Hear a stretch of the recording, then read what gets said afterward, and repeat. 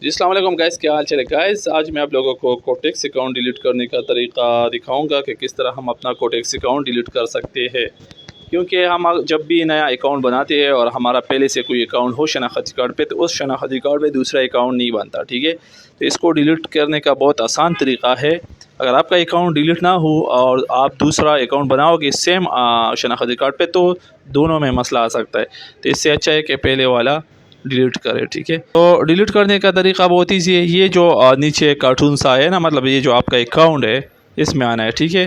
اس میں آپ نیچے آؤ گے، جو پاسورڈ وغیرہ جہاں پہ ہوتا ہے، یہ ٹائم زون، اور اس کے نیچے آپ لوگ دیکھو تو ادھر لکھا ہے ڈیلیٹ مائی اکاؤنٹ۔